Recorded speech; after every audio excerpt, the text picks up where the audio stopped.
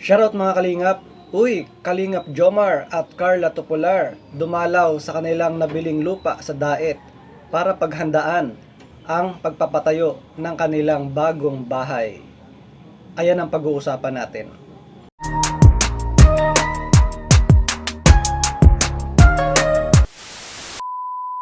Hello guys, welcome back to my YouTube channel. Panibagong araw at panibagong reaction commentary video na naman ang ating gagawin. Pero bago tayo magsimula, gusto ko muna kayong batiin ng good morning, good afternoon, good evening kung nasan man kayo mga lokasyon ngayon. Sana sa mabuti kayong kalagayan. At mega love shoutout kay Kuya Bal, Ate Edna, Kalingap Rob. Suportahan natin sila guys sa kanilang mabubuting gawain pagtulong sa ating mga kababayan na nangangailangan. At mega love shoutout sa mga Kalingap Angels natin dyan. Shoutout nga pala sa mga ka-Jomcar natin dyan, ka-Edsy, kami Chris. At suportahan natin si Joy, mga ka-Joy Natics natin dyan. At mega love shoutout din kay Prespirador, Direk Noelsa, Teacher N, Sergio Belito. Suportahan natin ang mga Kalingap Reactor. At guys, iniimbitahan ko kayo na mag-subscribe sa aking munting channel para naman lagi kayong updated sa aking mga reaction commentary video.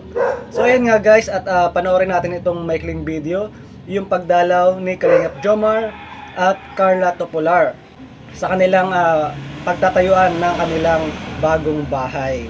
At itong video na ito galing kay Kalingap Jomar at kay Sir Nelson, Kalingap partner. Ayan, suportahan natin sila guys. So ayan nga guys, bago tayo magkomento, panoorin muna natin itong video. Ang pagdalaw ni Kalingap Jomar at ni Carla Topolar sa kanilang lupa na nabili sa Daet. Ito po ay papakita ko po sa inyo po for the first time po yung ating pong pinagawa pong barracks. Ito po yung mga kalingap. Yun o.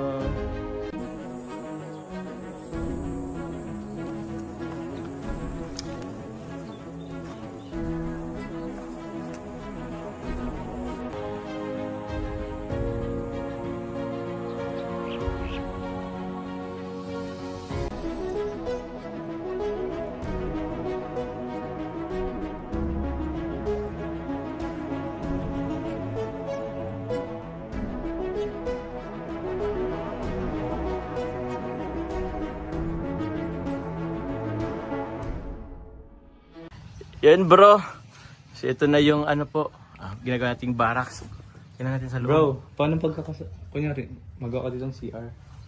Tapos? CR, tapos kwarto, tapos sala. Yung ano, parang bahay ko na din mismo. Paano ako gagalaw dyan bro? Pero gusto lang ito pang barracks lang naman. Pang barracks lang Saka naman. meron na siya agad doon, oh. May mga ganito na, oh. Oh bro, Ng kuryente. pinanon ko na din yung sakali. Siya. Para may abang na sakaling may ano agad. May kuryente na agad tayo. Uy, isa kang magnanakaw. Uy, hindi naman. Yan po. Ano lang siya? Goods lang siya for ano talaga? For barracks. For barracks bro, ano. Oh, Pero may pag ano. nagpatrabaho ka na, pwede dito matulog yung mga trabador. Oh bro, gamit, Oh. semento. Meron na silang sariling kontador. Oo bro. Yung mga saksakan na, tapos may abang na ng ilaw. Ayos eh. Ito may ilaw. Tapos meron pa dito, Boysen. Boysen. Oo. Anong tagline nito? Ah? Nalimutan ko yung tagline. Ewan ko. Kung anong nalalaman mo bro. Madali bang, your turn na. Bahay mo pala ito eh. Kala ko bahay ko. Dali na. Yun guys. Wala na. Wala na. Ay sorry. Babae ko pala. In-house tour na po tayo guys niya, ano? Ni Carl. So wala, ito lang naman yun bro. Paano lang din naman. Lalagyan lang ng ano, semento tapos dito siguro tulugan ng mga labor. Yun. Kaganda talaga meron na siyang mga ano eh. May mga nakabang na dyan. Pa bro, nagpapabahay ako ngayon. Existing pa yung pabahay natin. So ang plano ko talaga nun bro is after na pabahay ko is second pabahay bro is magpapaumpisa na rin ako bro ng ano, pakonti-konti ng bahay. So may times kasi bro na naisip ko na pag napunta ko dito, binibisit ko lang. Naisip ko na ano kaya kung magpaumpisa na ako kahit hindi pa Tapos yung pabahay mo. pabahay ko. Tapos after ng ilang oras, parang ayoko na naman. Parang Parang lagi pa- akong nag-hesitate Oo. bro. Bago-bago ka ng desisyon. Mabago ako bro ng desisyon. Tapos minsan na naman, ilang araw na naman, Gusto mo na naman. gusto ko na naman. Tapos ilang araw naman, Ayaw parang mo na ayoko naman. na naman. Kasi parang isip yung kaya ko ba? Parang gano'n. Oo. Inisip ko na lang bro, nakapagbabae naman ako una. Yung pabahay ko ngayon is existing pa. So inisip ko, what if contentin ko na rin yung sa akin. Pansarili mo. Pansarili ko naman din. Goods yan, bro. Kahit hindi man siya yung isang bagsakan, at least paunti-unti na simulan mo na, di ba? At least paunti-unti talaga. Saka bro, alam mo ba? Ano bro? Trivia lang. Itong lupa ni Papa Joms is, ang tinitirikan nito is kasakop ng barangay ko. So magkabarangay na tayo, bro. Alam mo yun to? Alam mo yun ko eh. Oh, alam. Di ba? Alam mo ka ba? Oh bro, alam mo pa ako. I see. So pag meron bahay si Papa Joms, taga-alam yun na siya. Kabarangay. Kabarangay. Siya, kabarangay. Ito po ito, alam mo. Magkakabarangay tayo nila, Dan. Oo, ni boss. Ni Carla. Kasi si Carla may lupa dito. Oh, dito. Katabi lang natin.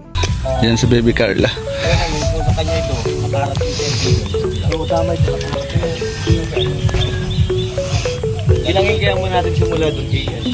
So ayun ay padating na dito sila Carla. Ayun na, dadaan. Pumunta sila sa lupa niya, nagtingin siguro.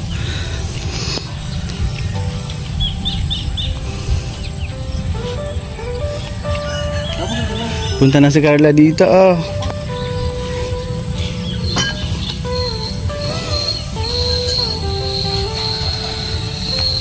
Yung bahay ni Gabi Sir.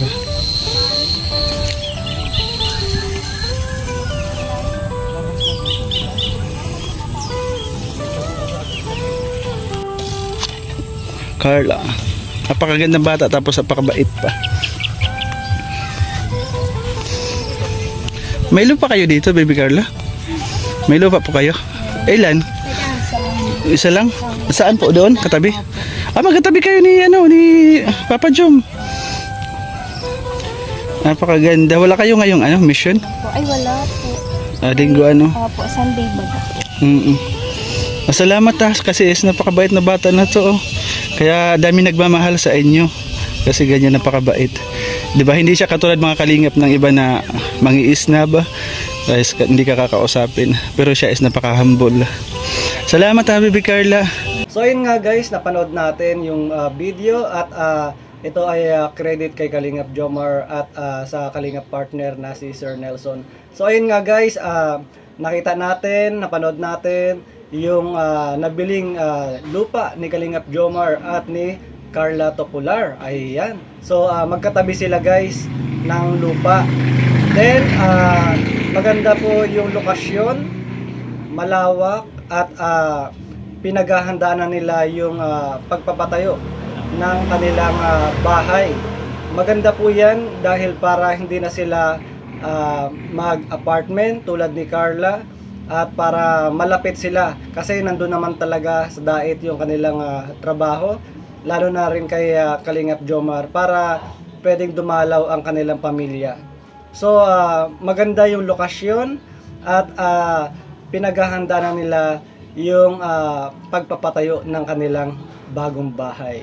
So magkapit-bahay sila Kalingap Jomar at Carla Topular. Ayan. So nayuan na ni Kalingap Jomar ng maliit na kubo para pwede nilang pagtambayan. So nakahanda na rin yung paglalagyan ng kuryente. Maganda rin kay Carla na nakabili ng lupa doon para naman hindi na siya mag-apartment.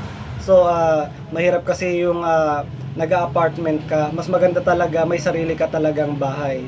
So maganda talaga yung naisip ni Carla at ni Kalingap Jomar.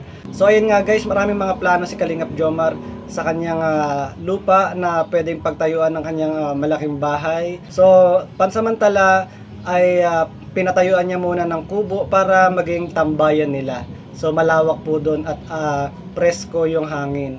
So abang-abang din yung pagpapatayo ni Carla ng bahay sa tabi ng lupa ni Kalingap Jomar. Ayan. Kaya suportahan natin ang Jomcar. Jomcar lang matatag at ang Jomcar ay hindi matitibag. So sa mga supporters ng Jomcar, ayan, tuloy lang tayo sa support natin sa Jomcar. At so ayun nga guys, suportahan natin si Kalingap Jomar, suportahan natin ang kanyang mga charity, mga vlogs, suportahan din natin si Carla Tocular. At syempre suportahan natin si Kalingap Rob para mas marami pa siya matulungan na kababayan natin na nangangailangan. So ayun lang guys ang aking reaction video for today at maraming salamat sa nanood. So magkita-kita ulit tayo sa next video. Thank you for watching.